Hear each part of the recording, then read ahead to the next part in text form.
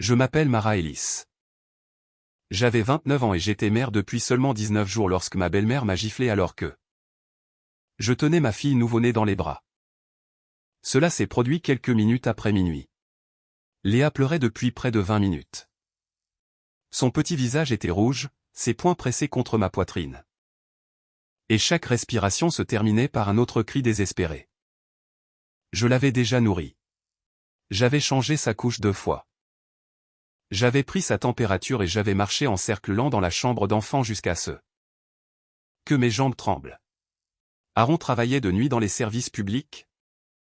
Donc j'étais seul avec Léa dans la maison de sa mère. Ou du moins, c'est ce que je croyais. La porte de la chambre s'est ouverte d'un coup sec, assez fort pour heurter le mur. Lorraine se tenait dans l'embrasure, vêtue d'une robe de chambre grise. La mâchoire serrée et les yeux fixés sur Léa. Qu'est-ce qui ne va pas chez cet enfant? C'est une nouveau-née. Elle chuchotait. Parfois. Les nouveau-nés pleurent. Eh bien. Fais la terre. J'essaie. Lorraine est entrée dans la pièce. Les pleurs de Léa se sont intensifiés tandis que je la serrais plus fort contre ma poitrine. Lorraine a tendu la main vers elle, mais j'ai tourné mon corps de côté. Donne-la moi. A-t-elle ordonné? Non. Je l'ai. L'expression de Lorraine a changé. Ce n'était plus de l'inquiétude. C'était de la colère. J'écoute ce bruit toutes les nuits depuis que tu l'as ramenée à la maison. Elle vit ici? Ai-je dit. Elle a le droit de pleurer. Lorraine s'est approchée jusqu'à ce que je sente l'odeur de son thé à la menthe poivrée sur son souffle. C'est ma maison. J'ai tenté de la contourner. Mais elle a bloqué la porte. Lorraine. S'il te plaît. J'ai besoin de la calmer. Alors fais la taire. A-t-elle dit. Ou sors de ma maison. Quelque chose en moi a finalement résisté. Peut-être était-ce l'épuisement. Peut-être était-ce la façon dont elle continuait à regarder Léa comme si ma fille la tourmentait. Délibérément. Ou peut-être étais-je simplement fatigué de m'excuser de l'existence de mon bébé. Tu n'as pas le droit de parler d'elle de cette façon. La main de Lorraine a bougé avant que je comprenne ce qu'elle faisait. Sa paume a frappé le côté gauche de mon visage. La force a fait claquer ma tête sur le côté et m'a fait tituber en arrière. J'ai resserré mes bras autour de Léa, mais mon talon a glissé sur le parquet. Mon épaule a heurté le bord de la commode et m'a prise à céder. Léa est tombée. Le bruit qu'elle a fait en heurtant le sol était petit. Puis la pièce est devenue complètement silencieuse. Je me suis laissé tomber à genoux. Léa. Ses yeux étaient fermés. Ses bras pendaient mous le long de son corps. J'ai touché sa joue, mais elle n'a pas réagi. Léa. Réveille-toi. Mon bébé. S'il te plaît. Réveille-toi. Derrière moi. Lorraine a fait un pas en arrière. Tu l'as laissé tomber. Je l'ai regardée. Elle venait de me frapper, mais il n'y avait aucune horreur sur son visage, aucune panique. Elle parlait comme si elle répétait déjà la version qu'elle voulait que tout le monde croie. Tu m'as fait tomber. Je n'ai jamais touché ce bébé. Tu m'as giflé pendant que je la tenais. Lorraine a croisé les bras. Tu es épuisé. Tu ne sais pas ce qui s'est passé. J'ai saisi mon téléphone et j'ai appelé les services d'urgence. Ma nouveau-née est tombée. Ai-je dit à la standardiste. Elle ne se réveille pas. Lorraine a tenté de me prendre le téléphone. Je me suis détourné et j'ai recouvert le corps de Léa du mien jusqu'à l'arrivée des secours. Ces minutes m'ont semblé plus longues que les 19 jours que Léa avait vécus. Les ambulanciers ont stabilisé son cou, vérifié sa respiration et l'ont placée sur une planche si petite qu'elle semblait appartenir à une poupée. L'un d'eux m'a demandé comment elle était tombée. Ma belle-mère m'a giflé. Ai-je commencé? Lorraine a interrompu depuis l'embrasure de la porte. Elle a perdu l'équilibre. Elle a à peine dormi depuis des semaines. L'ambulancier a regardé Lorraine, puis la marque rouge qui s'étendait sur mon visage. Il a noté quelque chose. Ils ont placé Léa dans l'ambulance. Je suis monté à côté d'elle sans chaussures, sans manteau, sans mon sac d'hôpital.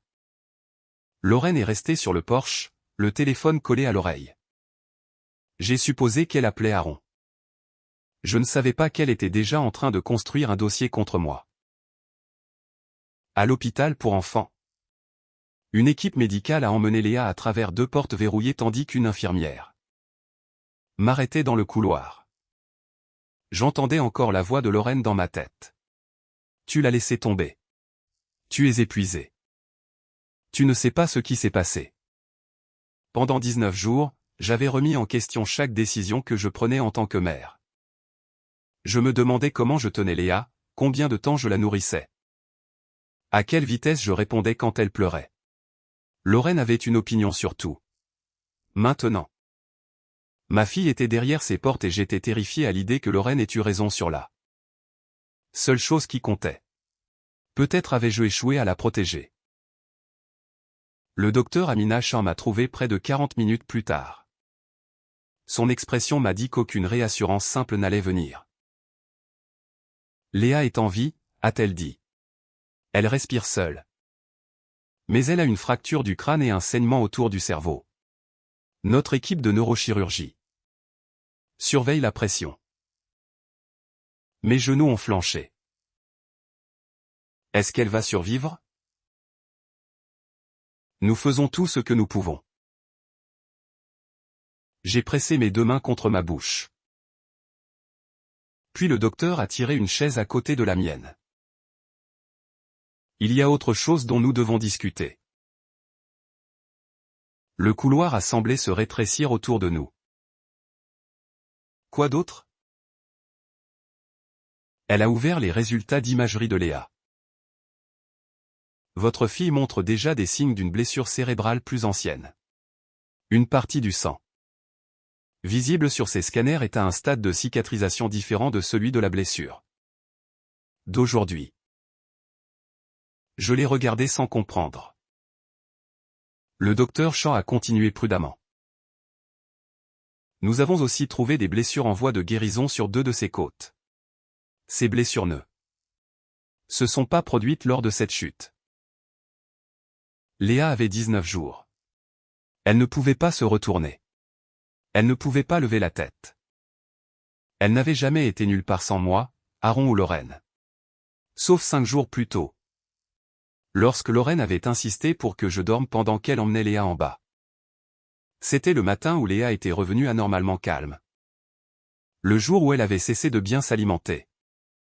Le jour où j'avais trouvé une petite ecchymose derrière son oreille.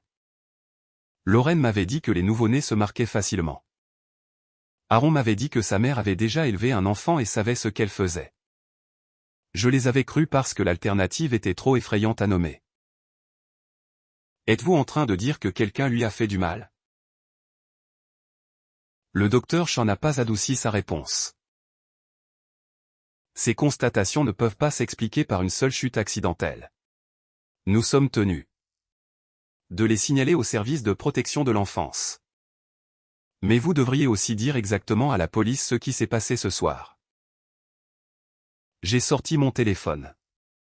Ma main tremblait si fort que j'ai composé le mauvais numéro 2 fois avant que l'infirmière m'aide à contacter la sécurité de l'hôpital et la police. Je m'attendais à ce que le rapport commence par l'agression de Lorraine. Au lieu de cela, la détective Carmen Ruiz est entrée dans la salle de consultation en tenant un petit carnet et m'a Demandé d'expliquer pourquoi Lorraine m'avait accusé d'avoir délibérément jeté ma fille par terre. Pendant un moment, je n'ai pas pu parler. Quoi? Madame Ellis a contacté la police avant vous, a dit la détective Ruiz. Elle prétend que vous avez été submergé par les pleurs. Que vous l'avez frappée quand elle a tenté d'intervenir, et que vous avez ensuite jeté Léa. Chaque mot avait été inversé. Lorraine m'avait agressé. Ces actes avaient provoqué la chute de Léa. Pourtant, pendant que je voyageais à côté de ma fille inconsciente, Lorraine avait utilisé ces minutes pour se faire passer pour le témoin et moi pour le suspect. Et parce que j'étais épuisé, en postpartum, financièrement dépendante et vivant sous le toit de Lorraine, elle croyait que tout le monde accepterait d'abord sa version. Ce qu'aucun de nous ne savait encore, c'est que quelque chose dans sa maison avait préservé la vérité qu'elle pensait avoir effacée. Avant de vous raconter ce que l'enquête a révélé, abonnez-vous à la chaîne. Activez la cloche de notification et aimez cette vidéo. Si vous pensez que protéger un enfant devrait compter plus que de protéger la réputation d'une famille, vous faites partie de la communauté que je veux à mes côtés pour cette histoire. Pour comprendre pourquoi Lorraine croyait pouvoir m'accuser et garder malgré tout Aaron de son côté, je dois vous ramener 3 mois avant la naissance de Léa, avant l'hôpital. Et avant que je comprenne que l'aide de Lorraine avait toujours un prix. L'après-midi où Aaron et moi avons emménagé chez elle, je me tenais dans l'allée, entouré de cartons, tandis que Lorraine me tendait une clé de rechange. À l'époque, cette clé ressemblait à un sauvetage. Je ne me rendais pas compte que j'acceptais le premier maillon d'une chaîne qui finirait par se resserrer autour de ma fille. Aaron a porté le carton le plus lourd à travers la porte d'entrée tandis que Lorraine pressait la clé dans ma main. Vous n'aurez pas à vous soucier du loyer ici, a-t-elle dit. Vous pourrez économiser votre argent et vous concentrer sur le bébé. À ce moment-là, nous avions exactement besoin de ce qu'elle offrait. Notre propriétaire avait augmenté le loyer juste au moment où mon congé de maternité allait réduire mes revenus. Le travail d'Aaron dans les services publics était stable. Mais le dépôt pour un autre appartement aurait vidé la plupart de nos économies. Lorraine avait une chambre d'amis, une chambre d'enfant aménagée datant de l'enfance d'Aaron. Et une maison assez grande pour 3 adultes et un bébé. Elle présentait l'emménagement comme la solution la plus naturelle du monde. Aaron lui a embrassé la joue. Merci, maman. Ça nous permet de passer les mois les plus durs. Lorraine lui a souri. Puis m'a regardé. Les familles s'entraident. Je l'ai remercié parce que je le pensais sincèrement. Pendant la première semaine, j'ai cru que nous avions pris la bonne décision. Lorraine préparait le dîner pendant qu'Aaron travaillait. Elle pliait les petites couvertures que nous avions achetées pour Léa. Elle m'a conduite à l'un de mes rendez-vous prénataux quand Aaron a été appelé en urgence. Mais son aide s'accompagnait toujours d'instructions. Rien ne devait rester sur le plan de travail de la cuisine. La nourriture était interdite à l'étage. Les douches après 22 heures dérangeaient la plomberie. Le thermostat restait à la température qu'elle choisissait. Les visiteurs avaient besoin de son approbation parce que les étrangers la mettaient mal à l'aise. Chaque règle, prise isolément, était raisonnable. Ensemble, elles donnaient à la maison l'impression d'être moins un foyer qu'un lieu où j'étais constamment évalué. Quand un colis contenant des fournitures d'allaitement est arrivé, Lorraine l'a ouvert avant de me le donner. Je pensais que c'était quelque chose pour la maison, a-t-elle expliqué. L'étiquette d'expédition portait mon nom imprimé sur le devant. Je me suis dit que ça ne valait pas une dispute. Cela est devenu une habitude. Chaque fois que quelque chose me dérangeait, je comparais l'inconfort de rester silencieuse à la perturbation d'affronter Lorraine. Le silence semblait toujours moins coûteux. Un samedi, ma sœur Tessa est venue m'aider à organiser la chambre d'enfant. Lorraine est restée dans l'embrasure de la porte pendant que nous plions les vêtements de bébé. Elle en a trop, a dit Lorraine quand Tessa a placé une pile de pyjamas en coton dans la commode. Aaron n'avait presque besoin de rien quand il était bébé. Tessa m'a regardé. On pourra décider de ce dont Mara a besoin une fois que le bébé sera là. Le sourire de Lorraine s'est crispé.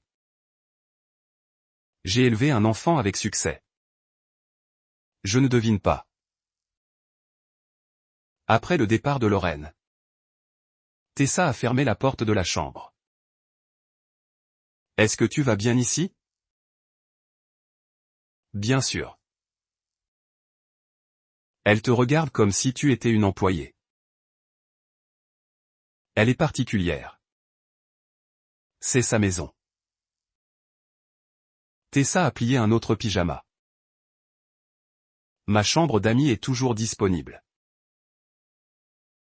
Tessa vivait dans une maison plus petite. Et rester chez elle aurait signifié qu'Aaron dorme sur un canapé lit. La maison de Lorraine semblait plus pratique. De plus, accepter l'offre de Tessa aurait ressemblé à admettre que l'arrangement avec Lorraine avait échoué. Avant même la naissance de Léa. On ne sera ici que quelques mois. Ai-je dit. Tessa n'a pas discuté. Elle m'a juste rappelé que je pouvais l'appeler à n'importe quelle heure. Ce soir-là, j'ai raconté à Aaron ce qu'elle avait dit. Il a soupiré. Tessa n'aime déjà pas maman. Elle ne la déteste pas. Elle pense que Lorraine est contrôlante. Elle a toujours eu besoin que les choses soient faites d'une certaine façon. Aaron parlait sans colère. C'était en partie ce qui rendait sa réponse si efficace. Il pouvait transformer n'importe quelle inquiétude en quelque chose d'ordinaire. Elle m'a élevé seule, a-t-il continué. Elle a travaillé. A payé cette maison et n'a jamais demandé d'aide à personne. Laisse-la se sentir utile. Je n'essaie pas de la faire se sentir inutile. Je sais. On doit juste éviter de transformer chaque petite chose en confrontation. J'ai accepté.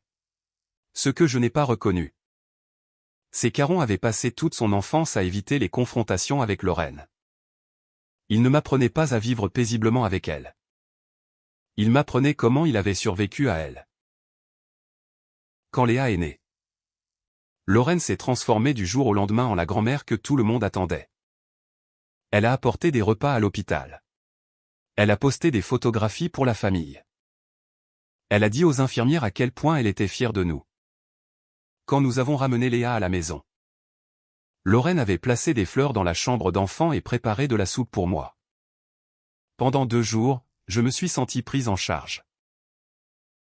Le 3e matin, elle est entrée dans notre chambre sans frapper et a soulevé Léa du berceau.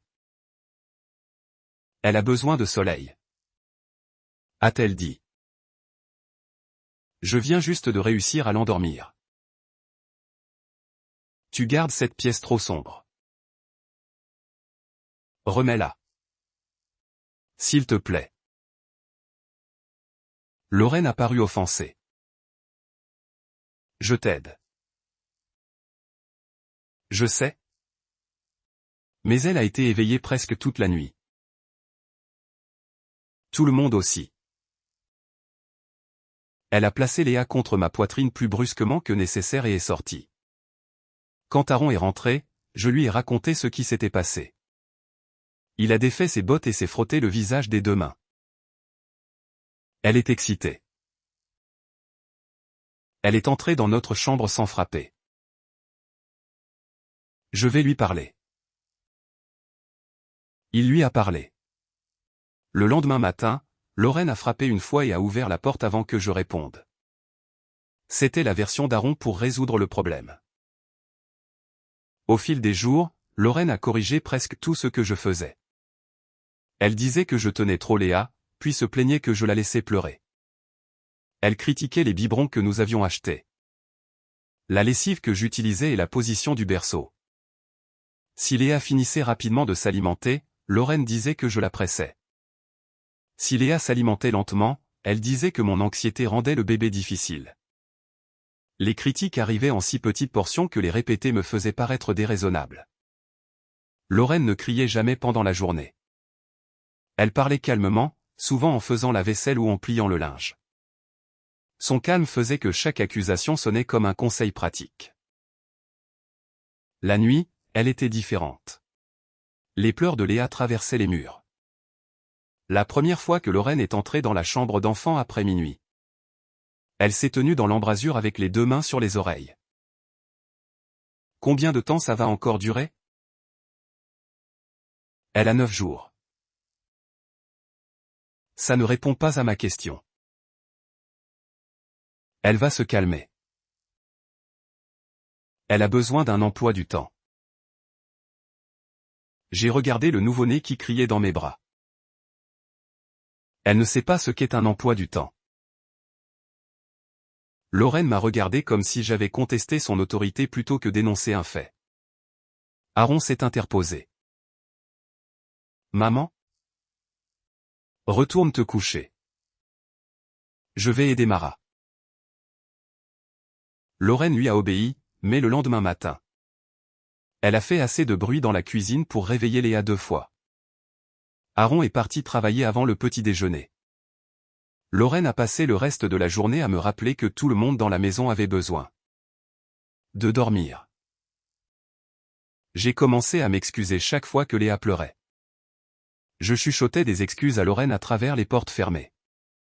Je m'excusais auprès d'Aaron quand il rentrait fatigué. Parfois, je m'excusais même auprès de Léa parce que je ne comprenais pas ce dont elle avait besoin. Tessa appelait presque tous les soirs. J'ai arrêté de lui dire la vérité. Je disais que Lorraine était d'une grande aide. Je disais qu'Aaron gérait tout. Je disais que j'étais simplement fatigué. Plus je m'isolais, plus les opinions de Lorraine sonnaient comme des faits. 14 jours après la naissance de Léa, Aaron est parti pour un long service de jour. J'avais dormi moins de 3 heures la nuit précédente. À midi, mes yeux brûlaient et mes mains tremblaient chaque fois que j'essayais de préparer un biberon. Lorraine m'a trouvé debout dans la cuisine, Léa pleurant contre mon épaule. Tu vas la laisser tomber si tu continues comme ça. Ces mots m'ont terrifié. Je vais bien. Tu t'endors debout. Je vais bien. Ai-je répété. Lorraine a tendu les bras. Donne-la-moi et dors 1 heure. Chaque instinct en moi a résisté. Mais l'épuisement peut faire ressembler le danger à un soulagement. Je mettrai le moniteur à côté d'elle. Je sais m'occuper d'un bébé. Je n'ai pas dit que tu ne savais pas. Tu n'as pas besoin de me surveiller dans ma propre maison. Léa pleurait plus fort. Je la lui ai remise. Réveille-moi si elle a besoin de manger. Lorraine l'a regardée. Elle doit apprendre que les pleurs ne contrôlent pas tout le monde. Elle a 2 semaines. Lorraine. Va dormir. Mara. J'ai emporté le récepteur du moniteur dans la chambre et je l'ai placé du côté du lit d'Aaron. Pendant plusieurs minutes, j'ai pu entendre Léa pleurer en bas. Puis j'ai dû m'endormir. Je me suis réveillé dans le silence, pas un silence paisible. Le genre qui fait qu'une mère se redresse avant de comprendre pourquoi. L'écran du moniteur affichait une erreur de connexion. J'ai regardé l'heure. J'avais dormi près d'1 heure. J'ai couru dans le couloir. Lorraine? Pas de réponse. Je suis descendu. Le salon était vide. Quand je suis remonté au 2e étage, Lorraine sortait de la chambre d'enfant. Léa était allongée dans le berceau, les yeux fermés. Qu'est-ce qui s'est passé avec le moniteur? Lorraine a jeté un coup d'œil à la caméra. Il n'arrêtait pas de faire du bruit. Il ne fait pas de bruit. La lumière la dérangeait. La caméra avait été tournée vers le mur. Je me suis approché du berceau et j'ai touché la poitrine de Léa. Elle respirait, mais elle n'a pas réagi à ma main. Pourquoi est-elle si calme? Tu te plaignais qu'elle n'arrêtait jamais de pleurer. Je demande ce qui s'est passé. Les yeux de Lorraine se sont durcis. Je l'ai apaisée. Tu devrais me remercier. J'ai soulevé Léa avec précaution. Son corps me semblait plus lourd que d'habitude. Quand j'ai approché un biberon de sa bouche, elle s'est détournée. Elle a besoin de manger. Elle n'a probablement pas faim. Elle n'a pas mangé depuis presque 3 heures. Les bébés dorment. Mara. J'ai emporté Léa dans notre chambre et j'ai fermé la porte. Pour le reste de l'après-midi, elle s'est mal alimentée. Elle se réveillait assez longtemps pour gémir, puis se rendormait.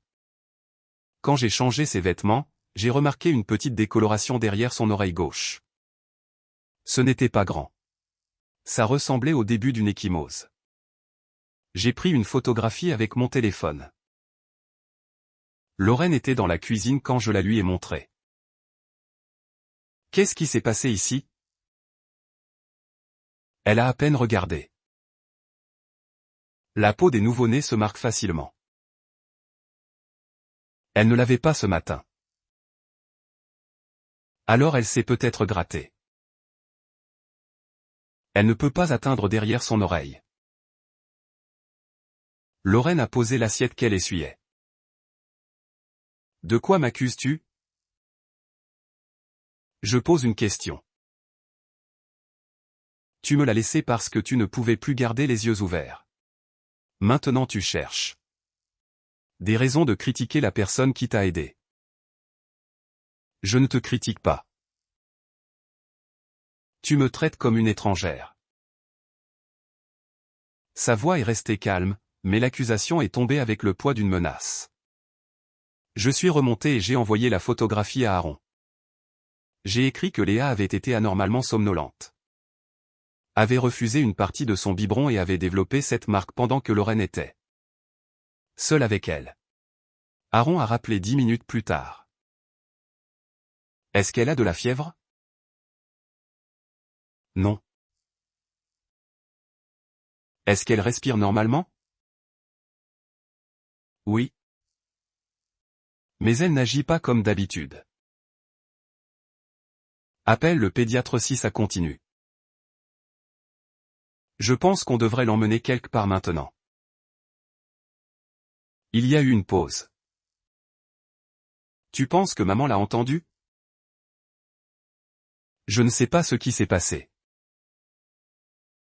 Elle m'a élevé. Mara.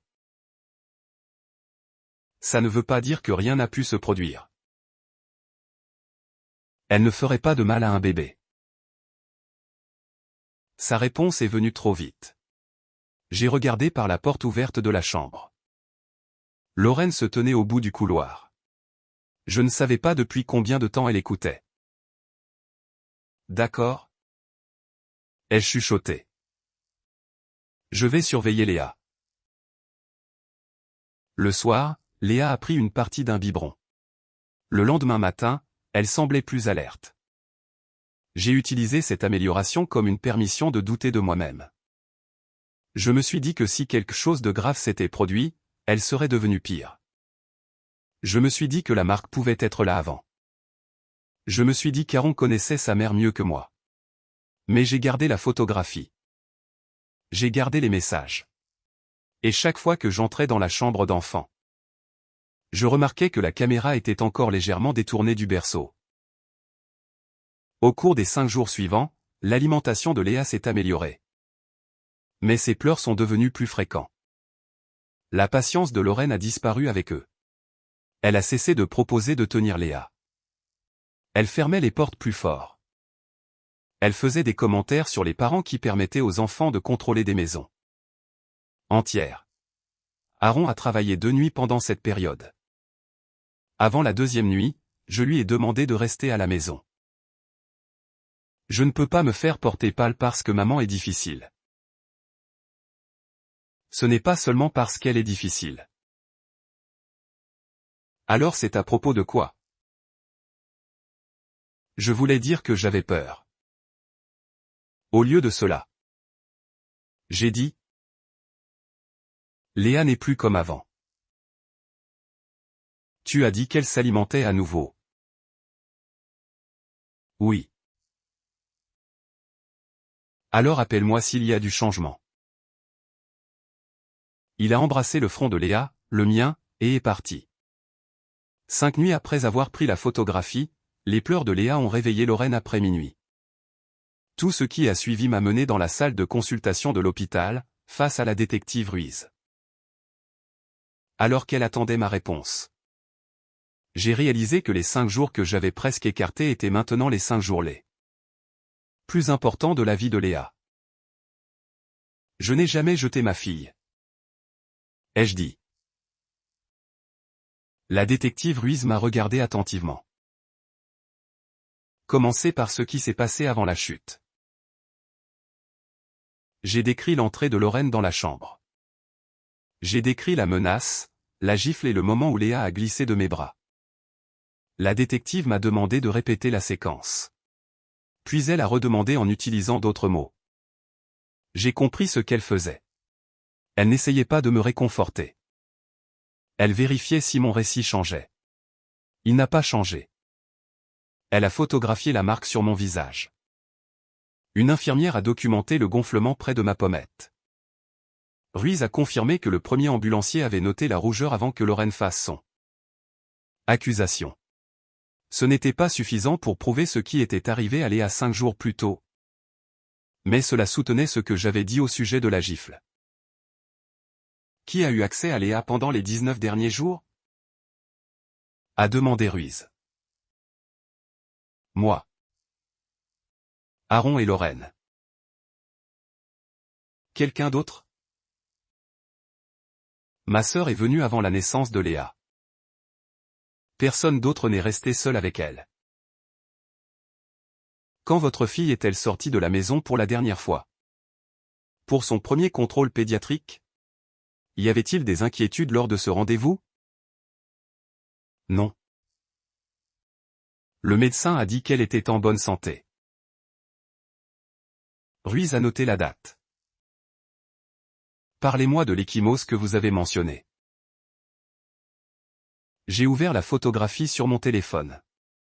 Les métadonnées montraient le jour et l'heure exacte. Je lui ai aussi montré les messages que j'avais envoyés à Aaron. Ruiz les a lus sans expression. Avez-vous consulté un médecin? Non. Le mot avait un goût d'échec. Pourquoi pas? Elle semblait mieux le lendemain matin.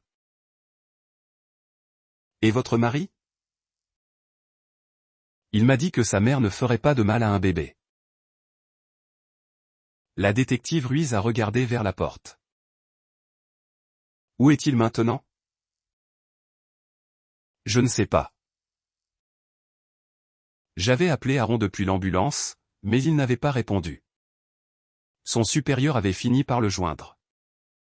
Il est arrivé à l'hôpital pendant que Ruiz m'interrogeait encore. J'ai entendu ses bottes frapper le sol avant qu'il n'apparaisse dans l'embrasure. Son visage était blême. Où est Léa? En soins intensifs. Il s'est dirigé vers moi. Mais la détective Ruiz s'est interposée. Je dois parler à chacun de vous séparément. Aaron a regardé ma joue enflée. Qu'est-ce qui est arrivé à ton visage? Ta mère. Sa bouche s'est ouverte puis refermée. Cette hésitation a fait plus mal que s'il m'avait traité de menteuse. Ils m'ont dit que Léa a des blessures plus anciennes, ai-je dit. Je le sais. Maman m'a appelé.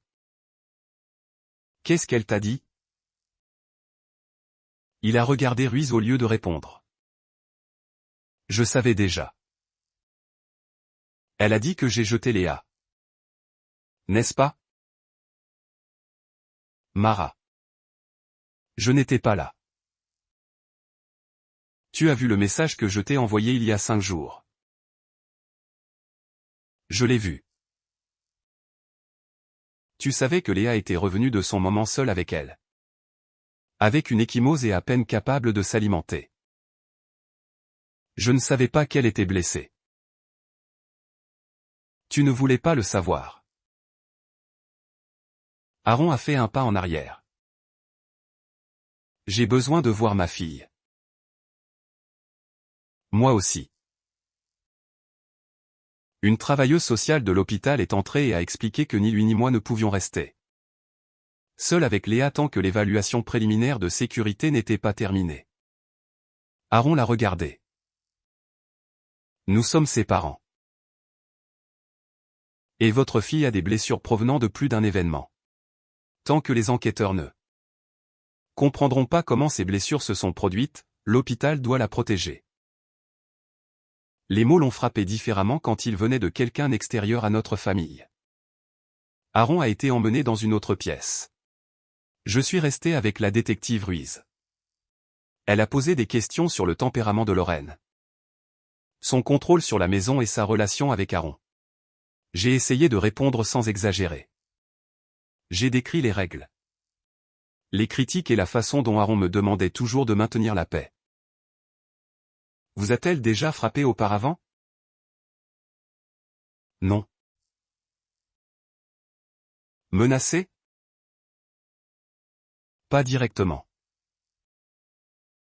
Votre mari vous a-t-il déjà dit qu'elle l'avait frappé? Non. Cette réponse était techniquement vraie. Aaron n'avait jamais décrit son enfance comme abusive. Il disait que Lorraine était stricte. Il disait qu'elle croyait à la discipline. Il plaisantait en disant qu'il avait appris à ne pas répondre. Je n'avais jamais demandé ce que ces phrases dissimulaient. Le docteur Shaw est revenu plus tard dans la matinée. L'état de Léa s'était stabilisé. Mais le gonflement autour de son cerveau nécessitait une surveillance étroite. Elle n'avait pas regagné une pleine vigilance. Je me suis tenu à côté du petit lit d'hôpital et j'ai regardé les fils attachés à son corps. Ses doigts étaient recroquevillés contre la couverture. Je suis désolé. Elle chuchotait. J'aurais dû m'écouter. Une infirmière a placé une chaise derrière moi. Vous l'avez amenée ici, a-t-elle dit. Restez concentré sur ce que vous pouvez faire maintenant. Mais les services de protection de l'enfance n'allaient pas permettre à Léa de retourner dans la maison de Lorraine. La travailleuse de cas a expliqué le plan de sécurité dans une pièce privée.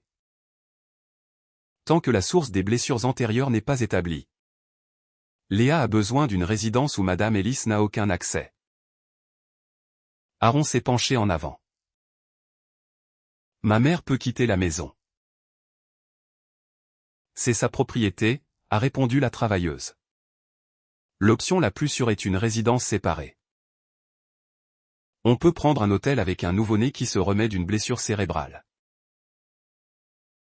Nous trouverons quelque chose. J'ai regardé Aaron. Il n'avait toujours pas dit qu'il me croyait.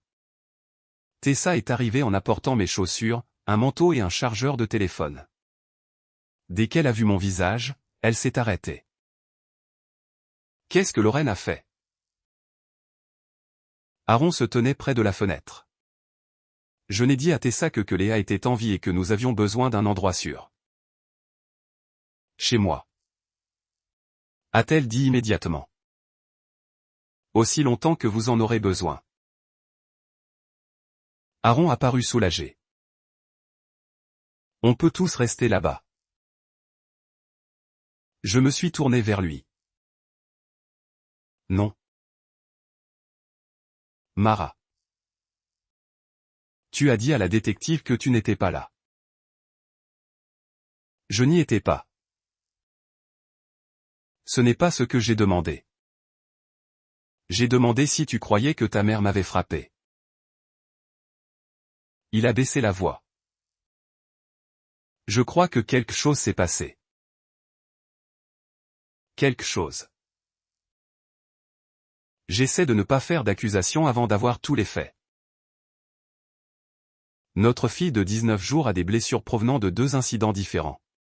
Ta mère était présente pour les 2, et tu continues à la protéger d'une accusation. Je nous protège d'une erreur que nous ne pourrons pas défaire. L'erreur a déjà été faite. Tessa a posé une main sur mon épaule. Aaron a regardé vers la chambre de Léa. C'est ma fille aussi. Alors commence à agir comme si sa sécurité comptait plus que les sentiments de ta mère. Je détestais dire cela. Je détestais qu'une partie de moi veuille qu'il nie tout ce dont je l'accusais. Je voulais qu'il traverse la pièce, me tienne et me dise qu'il comprenait. Au lieu de cela, il est resté immobile. Ce fut le moment où mon mariage a changé. Pas quand Lorraine m'a giflé. Pas quand Léa est tombée. Il a changé quand Aaron a vu la preuve de ce que le silence nous avait coûté et a encore essayé de rester neutre. Pendant les 2 jours suivants, Léa est restée en soins intensifs. Son gonflement a cessé d'augmenter. Elle a commencé à réagir au toucher et à prendre de petites quantités de lait sous surveillance. Chaque amélioration m'apportait du soulagement. Mais aucune n'effaçait la possibilité de dommages développementaux. Le docteur Shaw prenait soin de ne promettre ce que personne ne pouvait encore savoir. Aaron ne venait que lorsque des membres du personnel étaient présents. Lorraine avait interdiction d'entrer à l'hôpital. Elle appelait Aaron constamment. Je le savais parce que son téléphone s'allumait toutes les quelques minutes. Maman, maman, maman. Il ignorait certains appels et répondait à d'autres dans le couloir. Après une conversation, il est revenu l'air en colère. Elle dit que tu l'as toujours détesté. Je l'ai regardé. C'est pour ça que tu es venu me le dire? Non. Je te dis ce qu'elle raconte. Pourquoi? Il n'a pas répondu. Ta mère n'est pas dans cette pièce. Ai-je dit? Léa l'est. Regarde là. Il a regardé. Notre fille avait un bandage contre la tête et des moniteurs qui suivaient chaque battement de cœur. Aaron s'est assis pour la première fois depuis son arrivée. Il a commencé à pleurer. J'aurais dû rester à la maison cette nuit-là. Tu aurais dû me croire 5 jours avant. Il s'est couvert le visage. Je ne savais pas. Tu as choisi de ne pas savoir. Il a hoché la tête une fois. Ce n'était pas assez, mais c'était la première réponse honnête qu'il m'avait donnée. Quand Léa a été assez stable pour que je quitte l'unité pendant 1 heure, Tessa m'a emmené dans une salle d'attente familiale. Elle a posé un carnet sur la table. Écris tout. J'ai déjà tout dit à la police. Écris-le pour toi. Chaque date, chaque message. Chaque fois que Lorraine était seule avec Léa. Ne compte pas sur l'épuisement pour t'en souvenir. Plus tard. Nous avons commencé par le jour de la naissance de Léa. J'ai listé chaque visiteur, chaque préoccupation concernant l'alimentation et chaque rendez-vous. J'ai noté les horaires de travail d'Aaron. J'ai écrit l'après-midi où Lorraine a emmené Léa pour que je dorme. Tessa a demandé ce qui m'avait semblé différent quand je me suis réveillé. La maison était calme. Quoi d'autre?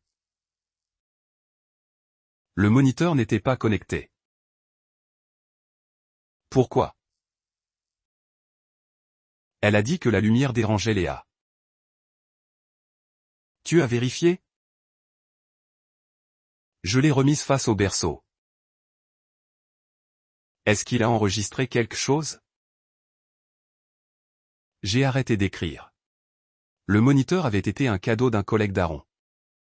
Je l'avais installé moi-même avant la naissance de Léa. Les clips déclenchés par le mouvement étaient téléchargés sur une application de mon téléphone. J'avais à peine utilisé les enregistrements parce que j'étais presque toujours à côté de Léa. J'ai ouvert l'application. La caméra en direct était hors ligne parce que l'appareil restait dans la maison de Lorraine. Mais l'onglet de l'historique cloud était encore disponible. Il y avait des dizaines de courts clips. La plupart me montraient entrant dans la chambre, ajustant les couvertures ou soulevant Léa du berceau. J'ai fait défiler jusqu'à l'après-midi où Lorraine avait été seule avec elle. Plusieurs clips apparaissaient entre 12h et 13h. Puis l'enregistrement s'arrêtait. La dernière vignette était floue, comme si une main était passée près de l'objectif. Mon doigt a hésité au-dessus. Tessa a recouvert ma main. Appelle d'abord la détective. Je voulais l'ouvrir. Je savais aussi que si les images avaient de l'importance, elles devaient être préservées correctement. J'ai appelé la détective Ruiz. Elle a répondu à la 3e sonnerie. J'ai trouvé quelque chose dans le compte du moniteur pour bébé. Ruiz m'a instruit de ne rien supprimer, modifier ou télécharger. Elle est venue à l'hôpital avec un spécialiste des preuves numériques cet après-midi-là. Je leur ai donné une autorisation écrite pour accéder au compte. Le spécialiste a copié les fichiers stockés, les journaux du compte et l'historique de l'appareil. Les enregistrements montraient que le moniteur avait été actif jusqu'à peu après mon endormissement. Puis quelqu'un l'avait physiquement déconnecté. La détective Ruiz a demandé si Lorraine savait que les enregistrements se téléchargeaient automatiquement. Je ne pense pas. Elle a cru qu'éteindre la caméra effacerait tout. Qu'avez-vous vu dans le dernier clip? Je ne l'ai pas regardé. Ruiz m'a étudié un moment. C'était la bonne décision. Les enquêteurs l'ont regardé sans moi d'abord. Ensuite, Ruiz est revenu seul. Son expression avait changé. Madame Ellis entre dans la chambre en portant Léa. Le bébé pleure. L'enregistrement dure 22 secondes. Avant que la caméra soit détournée. Mon estomac s'est noué. Que fait-elle? Je veux que l'équipe du docteur Shaw le visionne avant que je caractérise les mouvements. Mais c'est une preuve importante. Est-ce qu'elle lui a fait du mal? Ruiz n'a pas répondu immédiatement. Elle manipule Léa avec force. Plus de force que ce qui est approprié ou sûr pour un nourrisson. J'ai pressé mes mains contre la table. Je veux le voir. Vous n'y êtes pas obligé. C'est ma fille. Ruiz a placé la tablette devant moi. Le clip a commencé avec la chambre vide. Les pleurs de Léa étaient audibles avant l'apparition de Lorraine. Lorraine est entrée en la tenant sous les bras. La tête de Léa n'était pas soutenue. Arrête ça, a dit Lorraine entre ses dents. Léa a continué de pleurer. Lorraine l'a agrippée plus fermement autour de la poitrine. Puis elle l'a secouée. C'était un mouvement brusque suivi d'un autre. Le cri de Léa s'est brisé en un son tendu. Lorraine s'est figée. Pendant 2 secondes, elle a regardé le visage de Léa. Puis elle a regardé directement vers le moniteur. Elle a traversé la pièce. Sa main a couvert l'objectif. L'enregistrement s'est terminé. J'ai regardé l'écran noir. La pièce a semblé disparaître autour de moi. 5 jours plus tôt, j'avais tenu cet échymose sous la lumière de la salle de bain et je m'étais demandé si j'imaginais un danger. Je n'avais rien imaginé. Relancez-le, ai-je dit. Ruiz a secoué la tête. Vous en avez assez vu. Je l'ai laissé seul avec cette femme. Vous étiez épuisé et Madame Ellis s'était présentée comme une aidante sûre. Je savais que quelque chose n'allait pas. Vous l'avez documenté. Ça compte. Je ne l'ai pas emmenée à l'hôpital.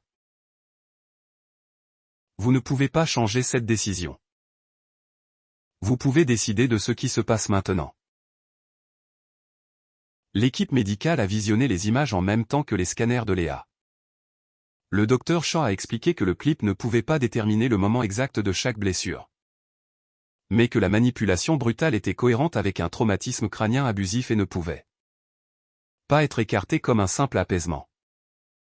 La prise autour de la poitrine de Léa était également cohérente avec l'emplacement de ses blessures aux côtes en voie de guérison. Les enquêteurs ont obtenu le moniteur physique de la maison de Lorraine. Sa position et les journaux de l'appareil correspondaient aux enregistrements cloud. Lorraine avait dit à la police qu'elle n'avait jamais été seule avec Léa plus de quelques minutes. Les images prouvaient le contraire. Elle avait aussi affirmé qu'elle n'était pas entrée dans la chambre cet après-midi-là. L'horodatage prouvait qu'elle y était entrée. Quand la détective Ruiz l'a confrontée à l'existence de l'enregistrement, Lorraine a changé de version. Elle a prétendu qu'elle berçait Léa et que la vidéo faisait paraître un mouvement ordinaire, violent, mais la vidéo n'expliquait pas les blessures. Elle les expliquait. Aaron a regardé les images le lendemain matin. Il a demandé à les voir seul, mais Ruiz a exigé que l'entretien soit enregistré. J'ai attendu dehors. À travers le mince panneau de verre, j'ai vu son expression changer pendant que le clip passait. D'abord la confusion, puis la reconnaissance, puis quelque chose proche de la peur. Quand la vidéo s'est terminée, il est resté immobile. Ruiz lui a posé une question que je n'ai pas entendue. Aaron a secoué la tête. Elle en a posé une autre. Il a baissé les yeux vers ses mains. L'entretien a duré près d'1 heure. Quand il est ressorti, ses yeux étaient gonflés. Je leur ai fait une déclaration. A-t-il dit. À propos de quoi? Mon enfance. J'ai attendu. Il s'est appuyé contre le mur. Elle me frappait. Les mots semblaient difficiles à former. Combien de fois? Je ne sais pas. Assez pour que j'apprenne quand arrêter de parler. Il m'a raconté que Lorraine le giflait quand il la contredisait. Elle lui serrait les bras assez fort pour laisser des marques. Puis lui ordonnait de dire au professeur qu'il était tombé. Quand il pleurait, elle devenait plus en colère. Quand il résistait, elle lui rappelait qu'elle travaillait et se sacrifiait parce que son père était parti. À l'adolescence, Aaron n'appelait plus cela de la violence. Il l'appelait de la discipline parce que c'était le mot que Lorraine utilisait. Pourquoi ne me l'as-tu jamais dit? Je pensais que c'était normal. Tu savais assez pour avoir peur de l'affronter. Il a fermé les yeux. Oui. Et tu as quand même laissé notre fille dans sa maison. Je me suis convaincu qu'elle était différente maintenant. Non. Tu t'es convaincu que je pouvais absorber tout ce qu'elle faisait de la même façon que toi. Il ne s'est pas défendu. J'ai échoué envers vous deux. C'était la première excuse qu'il donnait sans explication attachée. J'ai cru qu'il était sincère. Être sincère ne réparait pas ce qui s'était passé. La détective Ruiz a utilisé la déclaration d'Aaron pour soutenir le schéma comportemental établi. Mais elle a clairement indiqué que l'affaire concernant Léa ne dépendait pas de ses souvenirs d'enfance. Les preuves médicales se tenaient d'elles-mêmes. Les images se tenaient d'elles-mêmes. Ma photographie et mes messages établissaient quand les symptômes de Léa étaient apparus. Les notes de l'ambulancier soutenaient mon récit de l'agression de minuit. Les déclarations changeantes de Lorraine révélaient ses efforts pour cacher ce qu'elle avait fait. Pour la première fois depuis la chute de Léa, la vérité ne dépendait plus de savoir si quelqu'un pensait que je semblais crédible. Elle existait en dehors de moi. 3 jours plus tard, la détective Ruiz m'a informé que Lorraine avait été arrêtée. Je n'ai ressenti aucun triomphe. J'ai regardé à travers la vitre dans la chambre de Léa et je n'ai ressenti que de l'épuisement. Lorraine était la mère d'Aaron. Elle était la grand-mère de Léa. Elle nous avait ouvert sa maison quand nous avions besoin d'aide. Aucun de ces faits ne la rendait sûre. Les titres familiaux décrivent des relations. Ils ne garantissent pas le caractère. Les services de protection de l'enfance m'ont formellement écarté comme source des blessures antérieures de Léa. L'enquête n'a trouvé aucune preuve qu'Aaron lui avait physiquement fait du mal. Mais le plan de sécurité exigeait que nous vivions séparément de Lorraine et interdisait tout contact entre Lorraine et Léa. Aaron a dit à la travailleuse de cas qu'il était d'accord. Puis il m'a demandé s'il pouvait emménager avec nous chez Tessa. Je lui ai demandé de me rejoindre dans une salle de consultation vide. Je ne retourne pas chez ta mère. Je sais. Je ne lui permettrai plus d'approcher Léa. Même si l'affaire pénale change. Je comprends. Pas d'appel privé, pas de photographie, pas de nouvelles envoyées par des proches. Pas de communication de notre adresse. Il a avalé. D'accord. Tu as besoin d'une thérapie individuelle. J'irai. Si nous restons mariés. Nous avons besoin d'une thérapie ensemble. Oui. Et tu n'emménages pas chez Tessa avec nous. Son visage s'est crispé. Mara. Je veux aider à m'occuper de Léa. Tu pourras venir selon le plan de sécurité. Tu pourras assister au rendez-vous. Mais j'ai besoin d'un endroit où je me sens en sécurité. Et en ce moment je ne me sens pas en sécurité en dépendant de ton jugement. Il a baissé les yeux. Combien de temps? Je ne sais pas. Cette réponse l'a effrayé. Elle m'a effrayé aussi. Pendant des années. J'avais cru que les limites avaient besoin d'une date d'expiration pour être justes. Lorraine m'avait appris ce qui se passait quand l'accès était traité comme permanent. Je vais rester à l'hôtel, a dit Aaron. Fais-le parce que tu comprends pourquoi. Pas parce que tu penses qu'accepter me fera te pardonner plus vite. Je comprends pourquoi. Je n'étais pas sûr qu'il comprenait encore. Mais il a quitté la pièce sans essayer de négocier.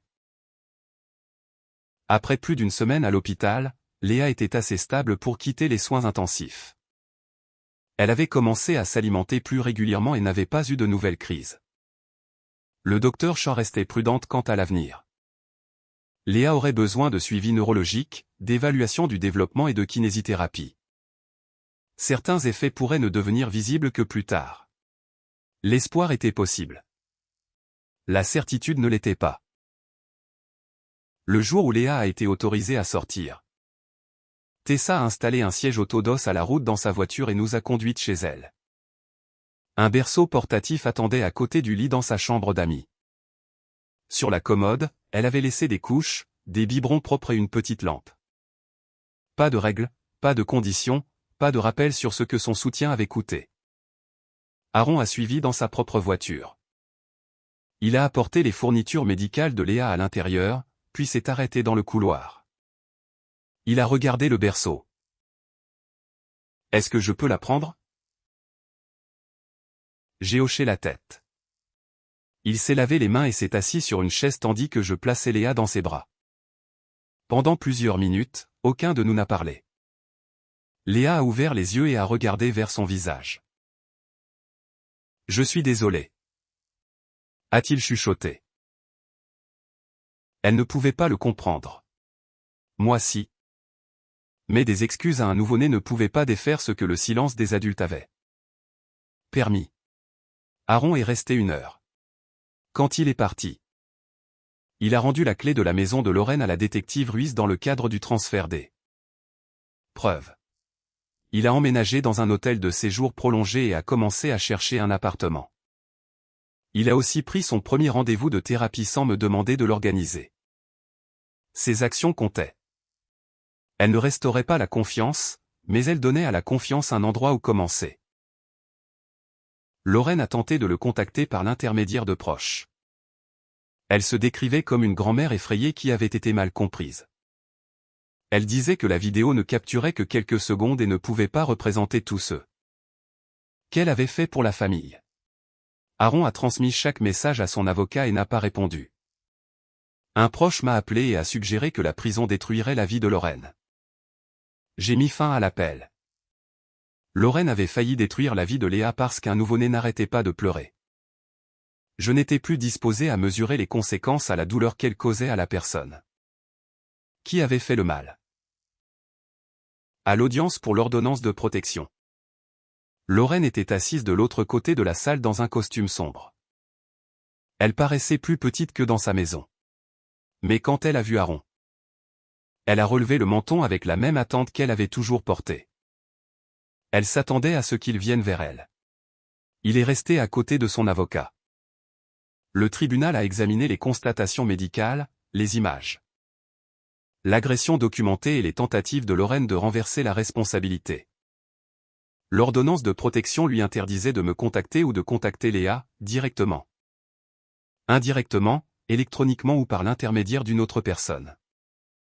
Pendant que l'ordonnance était rendue, Lorraine m'a regardé.